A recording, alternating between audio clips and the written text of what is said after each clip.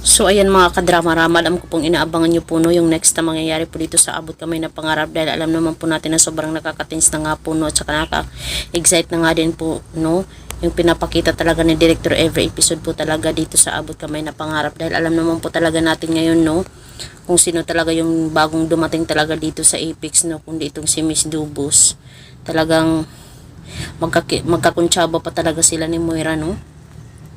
Talagang ginamit na naman talaga ito ni Moira si Miss Dubus para naman talaga sa kanyang mga plano no. Talagang nakapasok na daw po sila dito sa Apex. May 37% na daw po sila na share dito sa Apex.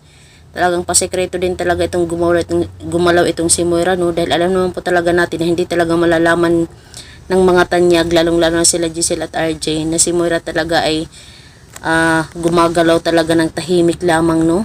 Grabe yung galawan ni Moira, bilib din tayo dyan.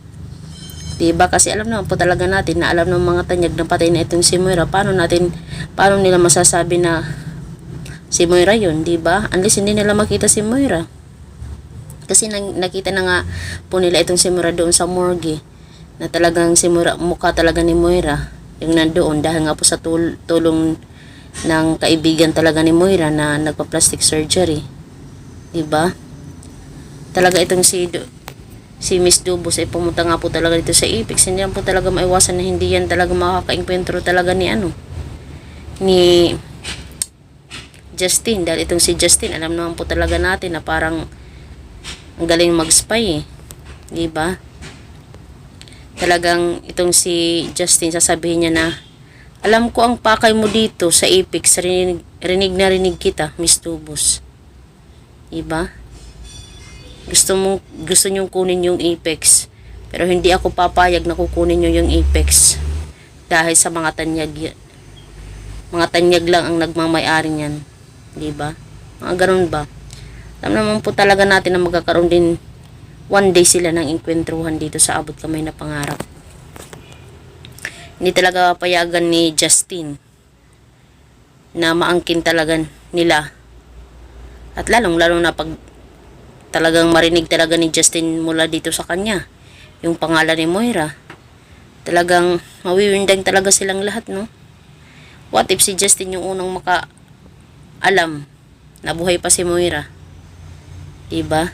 Sasabihin niya ba ang katotohanan dito kina Giselle tsaka kina RJ or kay Zoe man? Kaya talagang